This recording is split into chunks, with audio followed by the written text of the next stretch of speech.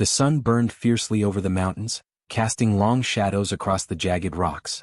Serelith, the Dragon Queen, soared high above the peaks, her massive wings beating with slow, powerful rhythm. Her eyes, golden and sharp, scanned the land below, but the mountains were empty. Her brood, her precious offspring, were gone. She had searched for them for days, flying over deserts, forests, and rivers, but not a single trace remained. The grief in her heart felt heavier than any weight she had ever carried. Serelith's scales glimmered in the sunlight, but even their brilliance could not hide the sadness that shadowed her. She had raised her hatchlings with care, teaching them to hunt, to fly, to breathe fire, and to understand the secrets of the world. And now they were gone. The emptiness in the sky mirrored the emptiness in her heart. The desert stretched endlessly beyond the mountains, a sea of gold under the burning sun. Few dared to cross it, for it was a harsh, merciless land. Serelith had never been afraid of deserts, but now she felt a strange unease. She had heard rumors of creatures living in the sands, strange and cunning, and something deep inside her whispered that perhaps there was hope hidden there. She angled her wings and began her descent, moving silently toward the dunes. The heat of the desert pressed against her scales, but she barely noticed. Her mind was consumed by her loss, by the silence that had replaced the joyful cries of her hatchlings. She landed gently on a ridge, her claws digging into the warm sand. The wind blew, carrying the scent of dry earth and something else, something faint and unfamiliar. Her nostrils flared as she followed the smell. Far below, moving slowly across the dunes, was a small figure. A human boy. He was tiny compared to her, fragile, but there was something in the way he moved that caught her attention. He did not run even when he saw her descending. He was tired, his clothes torn and dusty, and his skin burned from the harsh sun, but his eyes held a strange determination. Serelith felt a spark of curiosity. She had not felt curiosity in a long time, not since her hatchlings had disappeared. "Who are you?" she thought, sending a pulse of telepathy toward the boy. She did not speak with her mouth. Humans could not always hear dragon voices. Instead, she sent the words directly into his mind. The boy froze, his eyes widening, but he did not scream. He did not run. Instead, he nodded slightly as if he understood her without words. He had lived a hard life, surviving alone in the desert for days, and fear had taught him caution. "My name is Kian," the boy replied in his mind. I have no home. No one is left." Serelith's heart ached at his words. She saw the reflection of her own loss in him, the emptiness she carried. She had spent centuries protecting her young, and now she was faced with a human child who had survived alone against the desert's cruelty. There was something remarkable in his spirit. Something worth protecting. She lowered herself closer to him, her massive form casting a shadow over the boy. Kian did not flinch. Instead, he looked at her with wide eyes, studying her scales, her wings, the fire that flickered in her throat. You're a dragon," he thought, more a statement than a question. "Yes," she replied in his mind. "I am Serelith, Queen of the Dragons. Why are you here so far from home?" I was lost," he said. "My family, they are gone. I survived as best I could. I did not know where to go." Serelith studied him carefully. He was weak in body but strong in mind. He had not given in to despair, even in the harsh desert. That resilience touched her. Dragons valued strength, but not only physical strength. They valued courage, cleverness, and the will to survive. Kian had all of that. "Come with me," she finally said. "The desert is cruel. You cannot survive here alone." Kian hesitated. He had never seen a dragon up close, never met a creature of such power. He did not know if he could trust her. But something in her presence felt protective, almost like the warmth of a parent he had lost long ago. Slowly he nodded. "I will come." Serelith lowered her body so Kian could climb onto her back. He held on tightly, feeling the strength beneath him, the steady heartbeat of a being older than most civilizations. As they took flight, the wind whipping around them, Kian could see the desert stretched out endlessly below, but it no longer seemed frightening. He was not alone anymore. The sky began to darken as the twin moons rose, painting the desert in silver light. Serelith flew silently, her mind heavy with grief but also with a small spark of hope. Perhaps this boy could fill some of the emptiness she felt. Perhaps, in him she could find a new purpose. As the night deepened, the desert took on a strange, quiet beauty. The stars glittered like tiny flames and the air grew cooler. Kian looked down at the sands below and felt something he had not felt in a long time: safety. He was with a dragon, a creature powerful enough to keep him from harm. And Serelith, though her heart still ached for her lost hatchlings, felt the stirrings of something she had not expected. A connection with this human boy, fragile and small but full of life. In that moment, high above the desert, the Dragon Queen and the human boy shared a silent understanding. Both had lost everything. Both were alone. Yet together they might find a way forward, through the harsh desert, through grief, and toward a future neither could yet imagine. As they flew deeper into the desert night, the wind carrying them forward, Sarilith allowed herself a rare thought. Maybe loss was not the end. Maybe, just maybe, a new beginning was waiting, hidden among the sands, waiting for those brave enough to find it. And in that quiet night, among the endless dunes and under the silver glow of the moons, the Dragon Queen's grief began to change. It was no longer only sorrow. It became hope. The desert stretched endlessly, golden sands rippling like waves under the twin moons. Kian held tightly to Sarilith's back, feeling the warmth and strength of her massive form beneath him. The wind whipped against his face, stinging his eyes, but he did not complain. After days of surviving alone, nothing could seem worse than the desert itself. He had food, small morsels Sarilith had caught for him, and he had water stored in a magical crystal she carried. Most of all, he had her. Sarilith flew low over the dunes, her eyes scanning the horizon. She had never been this far from her mountains before. The desert was strange to her, harsh and empty, yet it had a rhythm that she began to understand. She noticed tracks in the sand, small creatures moving beneath the surface, predators hiding in the dunes. She swooped down to scare them away whenever she saw danger, and Kian learned to trust her instincts completely. "Do you see them?" Sarilith asked in his mind, her thoughts calm and deliberate. I see some tracks," Kian replied. He was learning quickly, noticing things he had ignored when he had been alone. "Are they dangerous?" "Sometimes," she said. "But nothing you cannot handle if you stay close to me." The boy nodded, gripping her scales. He wanted to ask questions about dragons, about her, about everything, but he did not know where to start. Instead, he watched her, studying the curves of her wings, the glint of her eyes, the way her tail balanced her as she glided over the dunes. She was terrifying and beautiful at the same time. Kian had always been small for his age, but the desert had made him clever. He remembered every trick his parents had taught him before they were taken, and he added his own. He knew how to find water under the sands, how to hide from the sun, how to make traps for small animals.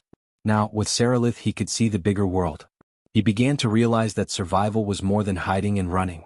It was thinking, planning, and learning from the world around him. "Why did you come for me?" he asked suddenly, unsure if he should speak directly to a dragon.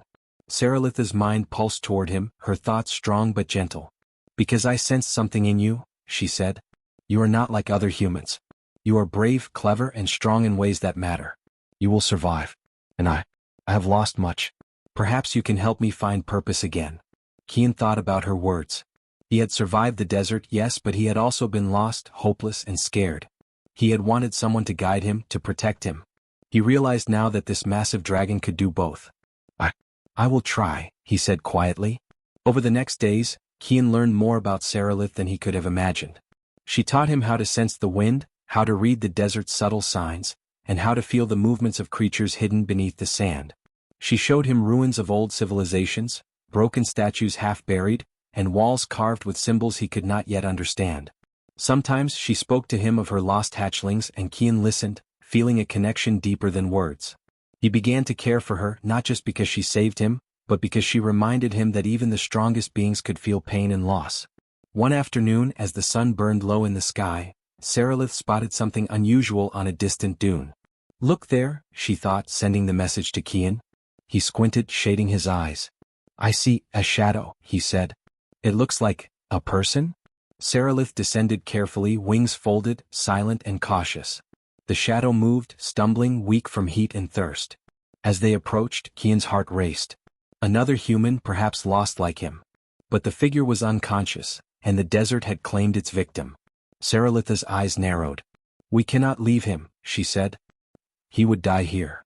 Kian nodded, and together they carried the man to a hidden oasis beneath a cluster of rocks. Sarilith used her magic to cool the water and heal the man's minor injuries. Kian felt proud, knowing he had helped guide her to him. He realized that even small humans could make a difference, especially with dragons at their side. That night, Kian lay beside Sarilith on the soft sands, the oasis shimmering under the moons. "Do you think my parents?" he began, but Sarilith cut him off gently. Your parents are gone, she said softly. But that does not mean your life is over. You can build something new. You can survive and you can grow stronger. You have already done so much to come this far. Kian swallowed the lump in his throat. Her words were harsh but kind, and he knew she spoke the truth. He had survived the desert on his own. He had survived the death of his family. And now he was learning to survive with a dragon. Perhaps he thought he could survive anything. The days turned into weeks. Kian and Sarilith traveled deeper into the desert, discovering hidden caves, ancient ruins, and secret springs. Kian learned quickly, watching the desert creatures, listening to the whispers of the wind, and understanding the subtle signs that indicated danger. Sarilith was patient with him, correcting his mistakes but never scolding him. She could see potential in him, a spark that reminded her of her hatchlings, the ones she had lost. Sometimes, Kian wondered why fate had brought him here, why he had survived when so many others had perished. He realized that perhaps this was not luck but destiny. Sarilith was teaching him more than survival, she was teaching him courage, trust, and wisdom. And in return he was teaching her something she had forgotten, the value of hope even after loss. One night, as they rested beneath a sky full of stars, Kian spoke. Sarilith, do you think I could ever be like your hatchlings? The dragon's golden eyes softened. Perhaps not in body human but in spirit, yes. You are clever, brave, and strong in ways they were not.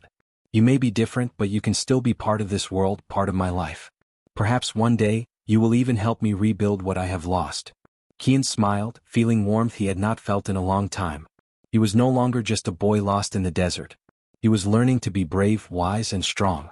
He had a purpose. And for the first time he understood that sometimes the strongest bonds were formed not by blood, but by shared survival, trust, and courage.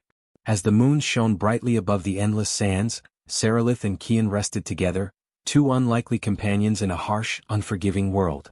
Both had lost much, but both were beginning to find something new: hope, friendship, and the first threads of a bond that could change everything. And somewhere deep in the desert, unseen, the winds whispered of adventures yet to come, of trials that would test courage, and of a human boy and a dragon queen who might change the fate of two worlds. The desert stretched endlessly, but Kian and Sarilith had begun to understand its rhythm. Every dune, every shadow, every whisper of wind carried meaning. Sarilith flew low, scanning for danger, while Kian clung to her back, his eyes sharp and alert. The boy had learned quickly how to read the tracks of creatures, how to sense changes in the air, how to judge the dangers of the sands. But the desert had more to teach them, and trust would be their greatest test. One afternoon, the sky darkened with heavy clouds, unusual for the desert.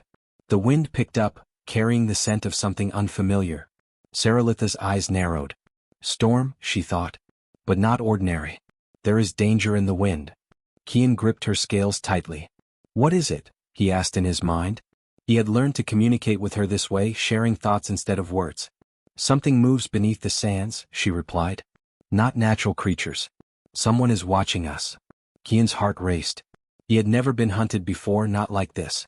Yet he felt a strange calm. He had Sarilith and he trusted her. He had to trust himself too. As the storm approached, the desert seemed to shift. Hidden pits, shifting sands, and sudden ridges became dangerous traps. Sarilith's massive form moved with precision, but she needed Kian to guide her through the narrowest passes. The boy's sharp eyes spotted a trap buried under the sand, a hole lined with spikes. Left. Now, he thought urgently. Sarilith swerved just in time, her wings slicing through the air, avoiding the danger. You are learning well, she said, her thoughts warm. But trust is not just about seeing danger. It is about acting without fear, even when the outcome is unknown. Kian nodded, feeling pride. He had survived the desert alone, but this was different. He had to trust a dragon, and the dragon had to trust him. Each step, each flight, each choice mattered. The storm roared around them, sand whipping like knives, and yet they moved together, a team in perfect harmony. Later, they reached a narrow canyon hidden from the desert's sun. The walls rose high, casting shadows that seemed to hide threats. Kian noticed movement, tiny figures creeping along the rocks. Bandits. Humans but not friendly ones. They were mercenaries, known for capturing creatures and humans alike to sell to the highest bidder. Sarilith's claws dug into the stone as she landed silently. They want to take me? Kian asked, fear sharpening his thoughts. They want you and me both, Sarilith replied. But we will not go quietly. You must trust me and yourself. The bandits began to approach, unaware that a dragon waited. Kian looked around, searching for ways to turn the fight to their advantage. He noticed a loose boulder above them, balanced precariously. If I can push it, he thought. He directed Seralith to fly closer to the wall while he positioned himself. Using a combination of his strength and clever thinking, he nudged the boulder, sending it crashing down, blocking the path of the bandits. They shouted and stumbled, giving Seralith the chance to strike. Fire erupted from her mouth, but only enough to warn, not to harm. The bandits froze in fear. Kian's heart pounded. He had helped her, and together they had outsmarted their enemies. Seralith's eyes gleamed with pride. "You are brave," she said. "But courage is nothing without trust. You trusted me and I trusted you. That is how we survive." The night fell and the desert cooled, leaving only shadows and the soft whispers of wind. Kian and Seralith rested at the canyon's edge, looking out over the dunes. The boy's mind was full of thoughts, about trust, about survival, and about how much he had learned in such a short time. He had discovered that strength was not only in muscle or fire, but in thinking, in planning, in trusting the instincts of those who cared for you. Seralith lowered her head to the sands beside him. "You are different from other humans," she said softly. "You think carefully, you act bravely, and you care about others. That is why you survived the desert. That is why you can survive anything." Kian felt a warmth in his chest. He had never been praised like this, not since his parents were gone. He realized that trust was not only about surviving threats, but also about forming bonds. He trusted Seralith and she trusted him. Together they were stronger than the desert, stronger than any bandits or predators that might come their way. The next day brought more challenges. They found a ruined village, half buried under sand. Seralith warned Kian of the unstable structures. "Step carefully," she said. "Every choice matters here." Kian moved slowly, testing each step. He discovered hidden passages and old traps, learning that wisdom often mattered more than strength. Seralith followed closely, impressed by his intuition. They uncovered water stored in ancient cisterns and food preserved in clay pots. Kian smiled. Even the desert, harsh as it was, held secrets for those who were clever enough to find them. But the desert was never truly safe. Shadows moved at the edge of their camp, and strange sounds echoed through the canyons at night. Kian learned to remain alert, to listen, to feel the currents of danger in the air. Seralith taught him how to sense predators from far away, how to read subtle shifts in the wind and sand. He realized that trust was not just about following instructions, but about observing, learning, and acting with courage. One night, as the stars sparkled above the endless sands, Kian spoke. "Seralith, do you think I could ever be ready for the real dangers of the world?" The Dragon Queen's golden eyes softened. "You are already facing dangers the strongest humans could not survive. You are learning to trust yourself and others. That is the greatest strength of all. One day you may face enemies far greater than these bandits, and you will be ready, not because I protect you, but because you trust in yourself and in what you have learned." Kian thought about her words, understanding for the first time what she meant. He had survived the desert alone, he had learned to work with a dragon, and he had faced enemies without fear. Trust was not weakness, it was power. And in this harsh desert, that power was their greatest weapon. As the moon rose high and the desert grew quiet, Kian and Seralith rested together. The trials of the desert had tested them both, but they had survived. And more importantly, they had learned the most important lesson: trust. Trust in each other, trust in themselves, and trust in the future. The desert night was calm, but Kian knew it would not stay that way for long. Shadows moved in places unseen, and the winds whispered of dangers yet to come. But he was no longer afraid. With Seralith by his side, he had learned courage, wisdom, and the strength that came from trust. Whatever trials awaited them, he was ready. And in the stillness of the desert, under the silver glow of the moons, a bond was sealed, one that could withstand storms, enemies, and the harshest trials the world could offer. Together, a human boy and a dragon queen were becoming unstoppable. The desert was silent, but Kian felt a strange tension in the air.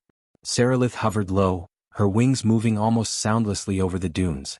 Something was coming, something they had not yet faced. Kian gripped her scales tightly, his heart pounding. He had survived many dangers in the desert, but this felt different. "Do you sense it?" he asked in his mind, sending his thoughts to her. "Yes," Seralith replied.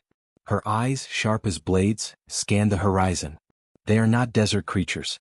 They are organized, intelligent, and dangerous." Kian swallowed hard. He had never faced enemies like this. The desert had tested him with storms, predators, and hunger, but now the danger was real and deliberate. He could see movement in the distance, shadows shifting against the dunes. Riders, armed and riding strange beasts, moving quickly and quietly. Saralith's nostrils flared as she smelled them.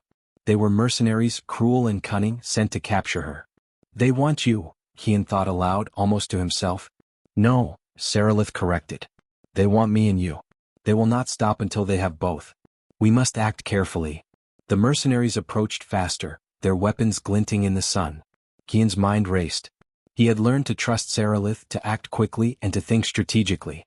This would be their greatest test yet. Listen to me, Saralith said, sending her thoughts to him. We will not fight blindly. I will use my fire and strength, but you must use your mind. Together we can outsmart them. Kian nodded. He had studied the desert, the ruins and the hidden paths. He noticed a narrow canyon nearby, one that could trap the riders if used correctly. There, he thought urgently, pointing with his hand. We can lead them into the canyon. They cannot escape easily. Saralith moved low, guiding him toward the canyon entrance. The mercenaries did not notice, confident in their numbers. But Kian had seen how they moved, how they underestimated the desert. He signaled to Saralith. Wait, now. With a powerful beat of her wings, Saralith kicked up sand and rock, startling the riders. Kian shouted commands in his mind, directing her carefully. The mercenaries tried to chase them, but the canyon was narrow, winding, and full of traps. Kian had noticed loose boulders along the path and guided Saralith to push them at the right moment. Rocks tumbled, blocking the exits and forcing the attackers into tight corners. The mercenaries roared in frustration, but Kian had one more trick. Using a small device he had found in the ruins, he created a loud noise and a flash, confusing the riders further. Saralith unleashed a controlled burst of fire, not to kill but to scare and intimidate. The mercenaries scattered, some falling into hidden pits, others trapped by the boulders. When the last of them fled, Kian let out a long breath, feeling his heart slow. Saralith hovered above him, her eyes softening. You are clever, Kian, she said. Bravery alone would not have been enough. You used your mind, your instincts, and your courage. That is why we survived. Kian smiled, feeling pride swell in his chest. He had never imagined that a human could work alongside a dragon and survive such a dangerous attack. He realized that courage was not just about strength, it was about thinking, planning, and trusting those around you. But the desert was not done with them yet. As the night fell, Kian noticed strange marks in the sand, tracks different from the mercenaries. Saralith, something else is here, he thought. She narrowed her eyes. I can feel it too. They are not humans. Something older, darker, and more dangerous. We must be ready. Kian's stomach tightened. He had survived storms, predators, and clever enemies, but now the threat was unknown. He had learned to trust Saralith, and she had taught him how to face fear. Still, the unknown was different. The next day they moved cautiously, using hidden paths through the desert ruins. Kian noticed patterns in the sand, footprints that did not belong to humans or animals. They are tracking us, he said. Yes, Saralith replied. But we are not defenseless. Follow my lead and trust your instincts. They came upon an ancient ruin, half buried in the sands. Saralith landed softly, scanning the area. Kian explored carefully, using his knowledge of traps and hidden paths to guide her. The enemy had set snares, but Kian saw them in time. He directed Saralith around pitfalls, broken stones, and hidden spikes. Suddenly, a shadow moved above them. A dark figure descended, landing lightly on the sand. Its armor glinted, and its eyes were sharp and cold. Kian froze, recognizing the figure as a mercenary captain, one of the most dangerous men he had ever heard of. You think you can hide from me? The captain sneered. The Dragon Queen and the boy are mine. Saralith spread her wings, her voice like thunder in his mind. You will not touch him. You will not touch me. Leave now, or you will face fire like you have never known. The captain laughed, arrogant and cruel. I will take both of you, dragon and human, or die trying. Kian felt fear but also determination. He had learned so much from Saralith, and he knew that courage alone would not win this fight. He studied the ruins quickly, finding ways to trap and confuse the captain and his soldiers. Using clever maneuvers and the desert's hidden paths, they forced the enemy into positions where Saralith could strike effectively without killing unnecessarily. The battle was tense. The captain was clever, almost matching Kian's strategies, but together they were unstoppable. Kian guided Saralith to move through the ruins, to push boulders, to create diversions. The mercenaries fell back, trapped and defeated. Finally, the captain realized he could not win and fled, leaving his men behind. Seralith landed beside Kian, her scales shimmering in the sunlight. "You have done well," she said. "Not only have you survived but you have proven your worth. You are more than a human boy. You are clever, brave, and strong in ways few dragons have seen." Kian felt a thrill of pride. He had faced enemies stronger and smarter than he had ever imagined. He had survived because he trusted Seralith and she trusted him. And now he realized something important. He was ready for whatever came next. As the desert grew quiet again, Kian and Seralith rested among the ruins. The sun set in fire-colored waves over the dunes, and the wind whispered of dangers still to come. But Kian knew that no matter what they faced, they could survive together. The Dragon Queen and the human boy were no longer just companions. They were a team bound by courage, trust, and the will to face any enemy that dared cross their path. And somewhere deep in the desert, unseen, the winds whispered of battles yet to come, of challenges that would test their strength and bond even further. But Kian was ready, and Seralith knew that together, they could overcome anything. The desert was calm, the twin moons casting silver light over endless dunes. Kian and Seralith stood at the edge of a high cliff, overlooking the vast sands that had tested them so many times. The mercenaries were gone, the dangers survived, and the boy had proven his courage and cleverness. Yet neither of them forgot the losses they carried. Seralith her hatchlings, Kian his family. Seralith's golden eyes softened as she looked at the boy. "You have grown stronger," she thought. "Not just in body but in spirit. You have survived storms, predators, and enemies. You have learned to trust, to fight wisely, and to care for others. You are ready for what comes next." Kian nodded. He had learned much about the desert, about dragons, and about himself. He had discovered that courage was not simply facing danger, it was thinking, planning, and trusting those around you. He had survived the desert, yes, but now he was ready to build something greater. "Seralith," he thought, sending his words to her, "what will we do now? Where do we go?" The Dragon Queen stretched her massive wings. "We will build a new future. The desert has tested us, but it has also taught us something important. Strength is not only in fire and claws but in heart and mind. You are not just a human boy. You can become part of something greater." Kian felt a thrill. He had always dreamed of a place where he could belong, where he could make a difference. And now, flying beside a dragon, he realized that dream could be real. "I want to help," he said. "I want to learn everything you know and use it to protect others." Seralith lowered herself to the sands. "Then you shall. The world is harsh, but together, dragons and humans can create something new. We will rebuild what was lost and perhaps even surpass it. Your courage, your wisdom, and your spirit will guide the future." 4 days they explored hidden valleys and ancient ruins. Kian discovered old artifacts, remnants of civilizations long gone, and learned their secrets. Seralith taught him dragon magic, not the full power of her kind, but enough to sense the world in ways humans rarely could. Together they prepared for a new beginning. The desert that had once seemed endless and empty now held promise. Kian and Seralith uncovered oases, fertile valleys, and ancient springs. They found shelter among cliffs and ruins that could serve as homes for future allies. Kian worked tirelessly, learning how to survive and thrive in ways no ordinary human could. Seralith guided him, and he guided her in return, combining dragon strength with human ingenuity. One morning, as the sun rose over the dunes, Kian spotted a small caravan in the distance. Travelers, weary and cautious, moving slowly through the desert. "Seralith, look," he said. "People, maybe they need help." The Dragon Queen studied them.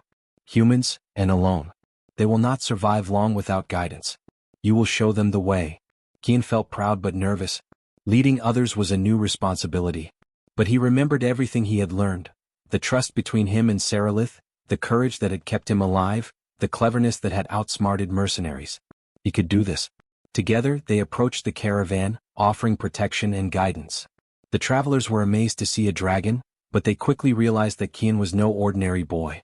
His calm, confident presence and Seralith's powerful wings assured them that they were safe.